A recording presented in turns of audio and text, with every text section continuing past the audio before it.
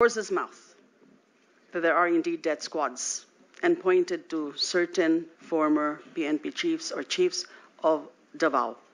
These are very clear. Davao Death Squad to liquidate criminals, suspected criminals. Inducing, encouraging, and prodding people to kill directly or indirectly is not part of the duty of an executive official, whether it is mayor or president. Malinaw po, yung Davao Death Squad andyan. Marami pong sinabi dyan tungkol sila Matabato and Las Cañas. And Colonel Garma has confirmed that there is such a group, only that they are covered by code of silence.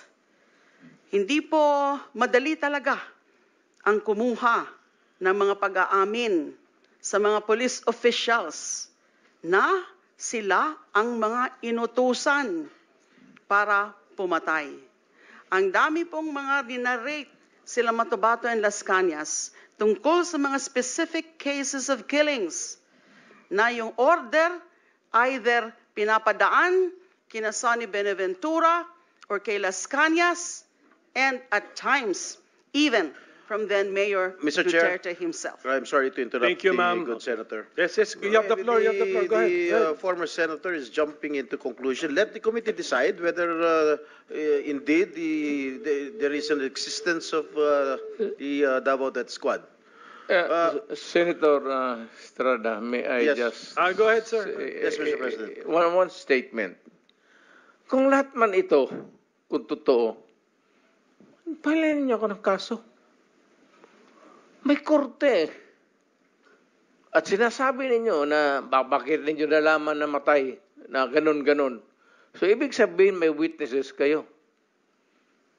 O, file the case in court or file the cases in court. Sabi ko nga dito sa ano ko, mine and mine alone. Gusto ko ang syudad ko maganda, malinis, at livable. At sa awa ng Diyos, ako ang nauna sa Pilipinas. Alam mo bakit, sir? Ako po'y empleyado lang ng gobyerno. I started as a prosecutor. Kaya kapa ko yung kriminalo, pati yung mga criminals. That is why, Mr. President, I was asking during my line of questioning a while ago, addressed to former Senator De Lima, why did she not file cases when she was the head of the Commission on Human Rights? She investigated, allegedly, the DDS, if there is a right term for it. She did not file any cases. You were present, Mr. President, when Senator De Lima, or when she was the chair then of the CHR, you were present during the investigation, if I am not mistaken, Mr. President. Yes, sir. And the President, when I asked him, denied that there was an existence of the Davao Death Squad. My question lang, Senator De Lima, bakit hindi kayo nag-file ng mga kaso kung talagang naniniwala po kayo na meron ho talagang death squad? Why did you not file cases immediately when he was just still a mayor? Yes, Your Honor, nasagot ko na po yun. Hindi mo nga Dahil sinasagot yung mga pwede talagang mga maging witnesses ay hindi pa willing, takot pa na mag-testify against the former mayor. All right, when you were Secretary of Justice, you had all the power. You were a very, very powerful cabinet member under the Aquino administration. Why did you not pursue it? Because at that time, wala na nga hong nagiging resulta ng mga nagiging investigation din.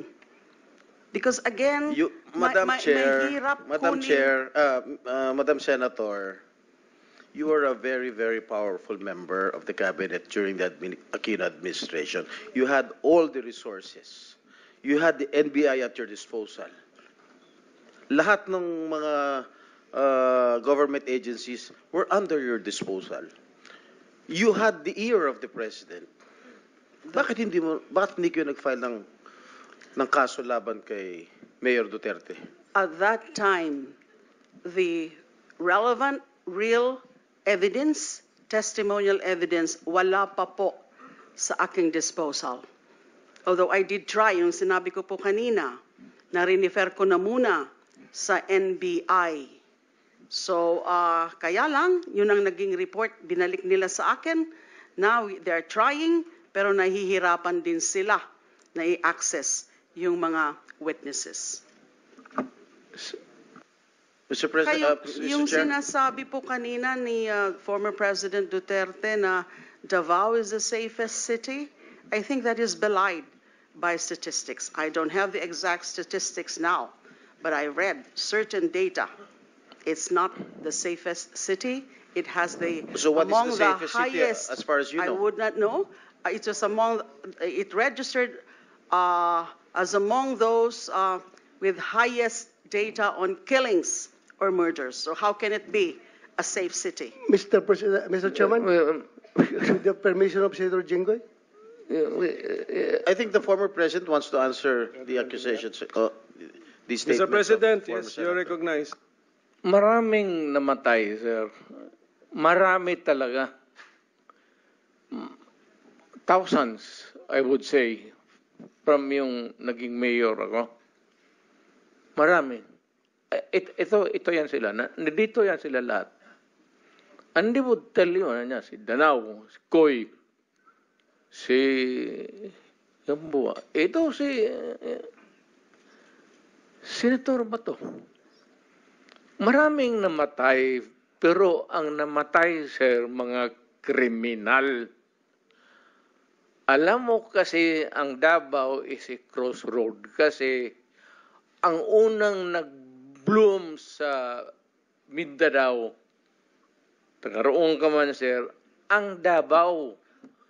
Kaya saan yung progressive at saan yung pera negosyo, nandoon rin yung mga kriminal kasi ang negosyante pati ang kriminal magkasama yan.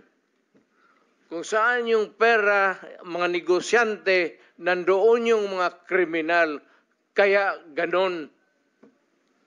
Kapag kabubo ka na mayor at hindi mo takot kang makulong, ako, di makulong, di masama makulong. I can make the confession now, if you want. Mr. Chair. Talagang niyayari ko. Pero wag mo naman, mga pulis kawawa naman. Meron akong death squad, pero hindi yung mga pulis. Sila rin yung mga gangster. Yung isang Mr. Chair. gangster, utusan ko, patayin mo yan, kaya kung hindi mo patayin yan, patayin kita ngayon.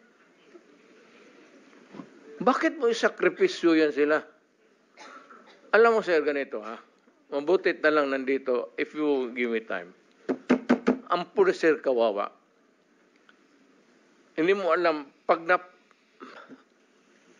nandito itong mga, pag ang pulis na pahilan ng kaso, sir, suspended yan. Wala ng pagkain yan sa...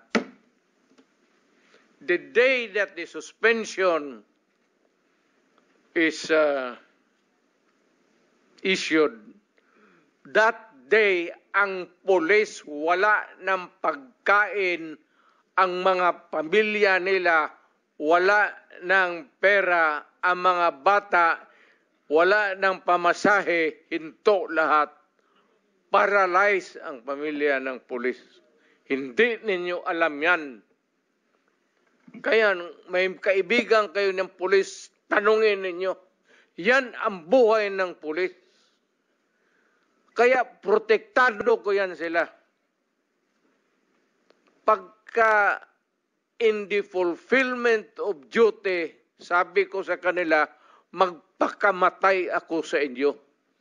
Pero pag nag-abuso kayo, nagpatay kayo ng tao, nag-hold up kayo, nag-kidnap kayo, putang ina, ako mismo ang papatay sa inyo. Mr. Mr. Chair. President, kayong Mr. magpaulit. President, okay, ako muna may tanong. Kasi medyo nalito rin po ako. So, ibig niyo sabihin, gusto niyo proteksyonan yung pulis, ayaw niyo silang gamitin sa maipit sila kasi kung masuspend sila, kawawa pamilya niya. Tas nabanggit niyo, may sarili kayo ngayong tinayo na hit squad. Is that what you're trying to tell us? Para hindi po kami nalilito po. I mean, can we be very clear? Hindi naman Salitang ano po ito? Salitang diretso. Opo. Hindi naman death squad. Basta alam ng tao sa Davao na nandyan ako at magkamali ka and you commit a heinous crime at walang mapuntahan yung agrabyado, ako yan. And then how do you remedy the situation, Mr. President? Or how did you remedy those situations na nalapitan ka? When I am called for another investigation, sir, sabihin ko, hindi ko man ito drama. Tanungin niyo ako ulit, tapos, well, my experience, 73 years old na ako, sir. So, in a few years, 2-3 years, may sakit na rin ako. Gusto ko iwanan yung lahat para malaman. Thank you, Mr. President. Just one last statement. Your Honor, I cannot help myself. No, excuse me. Senator Estrada has the floor. Merong intervention gusto rito. If you will permit Sige, it. okay. Okay, Senator Bato, go ahead. Yeah, I just would like to put on record na the statement of our resource persons, Attorney Laila de Lima, na Davao, dinidisclaim niya palagi na Davao is not the safest place in the Philippines. So what does that make of all these awards that was received by Davao City? Not only the LG of Davao City, the Davao City Police Office, ay palaging Best City Police Office of the Year. Halos forever na eh. Kaya there came a point na yung Davao City Police Office ay hindi na sinasali sa best competition as far as unit performance is concerned dahil yung ibang mga syudad hindi na makakatanggap ng award dahil Davao City palagi na nanalo based on record yan sa Camp Crame. Paano ko sila murahin? Do not give me that shit to gutang. Mr. President, pero gaano niyo po kakilala tong si Colonel Garma? At kailan niyo po siya nakilala? Saan ba ito nagka-problema itong babae na ito? Hiwalay ito sa asawa eh. Si Niligawan Bilila niyo ba po? yun? Oh, si Bilila. Niligawan niyo po? Sino? Si Garma?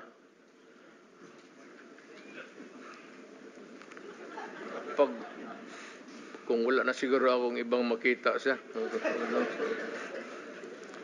Hindi sir, ganito naman. Hindi ko naman inaano, but alam mo kasi pag tao ko, alam nila yan. Parang close mo talaga kasi ganun ako magtrato dito sa pulis eh. Ito sila sir, mabutit nandito kasi puro dumaan ito sila sa akin. Ganun talaga ako Pero bakit ho siya nagsasalita ng nagbibigay po ng revelation do sa Quadcom na sinasabi niyo hindi po totoo na tinawagan niyo po siya nung May of 2016 at nagpapahanap po kayo ng isang police officer na miyembro ng INC. Hanggang ngayon sir, it's a mystery to me. Bakit ko siya tatawagan at bakit ko sabihin sa kanya maghanap ng Iglesia ni Cristo na marami namang pulis sa Davao na membro ng Iglesia ni Cristo? Why would I specify a person belonging to a religious sect when as a matter of fact there are a lot of policemen who are members of the Iglesia ni Cristo in Davao City. What would be the point of asking for a special person? Hanggang ngayon, sir, hindi ko nga mafathom. So sabi ko, well, I don't know, but it's a lie. Or making up stories. I don't know what she's driving at o ano ang gusto niyang Motibo. ipalabas sa at the end of the story. Mr. President, kilala niyo ba ho itong si General ba ito? Leonardo? Colonel Leonardo. Yes, sir. Sino po ang nagrekomenda sa inyo na i-appoint po si General Leonardo? Kasi base ho rin sa testimonya ni Colonel Garma, siya yung nagrekomenda kay Leonardo sa inyo para i-appoint. Totoo po ba? Wala, sir, kasi alam mo, I cannot create a unit sa police because we do not have that kind of authority now. Hindi ako pwedeng magtawag ng police dito o sige, kayo ang unit and you are, you do this job. You have to clear it with the, at hindi papayag itong mga chief of police kasi meron yan silang organization mismo for drugs and for itong whatever mga specialized narcotics, tapos itong mga smuggling. Hindi. Kasi po ang testimonya po ni Colonel Garma sa Quadcom sa House of Representatives, tinuturo po niya itong si Leonardo na nagbibigay po ng reward money sa mga police officials na nakakahuli o nakakapatay po ng mga drug pushers. Gusto ko lang, at least you can air your side, Mr. President, kung talagang totoong may reward money o wala. Sir, sagutin kita ng ganito. Bakit ako magbayad sa kanila? Trabaho mo nila yan. Kung may pera, bulsa ko na lang. If there is a fund for that, why would I give it to them? Trabaho nila yan eh. The best that I could minsan is pupunta ako. Iyaya ko yan sila na magkain. Or kung may mga problema sila na personal, alam mo sir, ganito yan eh. Yung policer, maliit lang talaga yung sweldo. Maliit talaga, hanggang ngayon maliit talaga ang sweldo. Pag hindi pumasok ang local chief executive o city mayor at may problema ang personal yung police, cancer ang asawa. Sweldo. Walang ibang puntahan yan, ikaw. Pag hindi mo tinulungan ang policer, patay. Yung sweldo nila cannot cope up with the demands of mga problema. Minsan, yung tanungin ko, ilan ang anak ko? Magsabi ako, alam nila yung istasyon.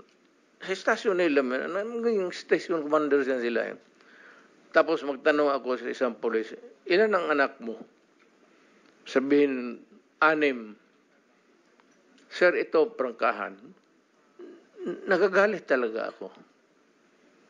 Putang. Sildo mo ng ganon, tapos sige ka, putulin ko yung, barilin ko yung, ganon. Nandito man sila, sir. And you can ask them. Stricto ako sa kanila, pero kaibigan ko sila. Ano ako sa policer? Because pagka may problema sila, nandyan ako sa kanila. Pro-police talaga ako at matagal akong nagturo sa Police Academy kasi noong practicing lawyer ako,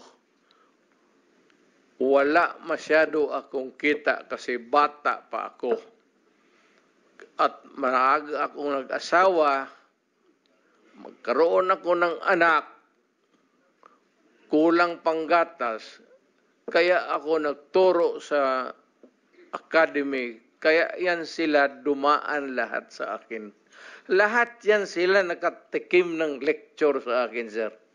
Wala akong sinabi sa kanila na pumatay ka ng tao, barilin mo, nakatalikod, ano yung sa law school ko, sir, yun ang tinuturo ko sa kanila. Yung criminal law ko dito sa law school ko, yun ang dinala ko sa kanila. At mas maganda kasi natitempla ko, I could use the common yung lingwahe nila. Kaya malapit yan sila sa akin.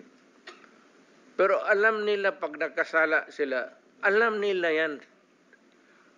Pagka sinabi ko nga sa kanila, ito, pardon, allow me to use the word. Sinabi ko talaga sa kanila, putang ina kayo mga polis kayo. Huwag kayong pumasok dyan sa droga.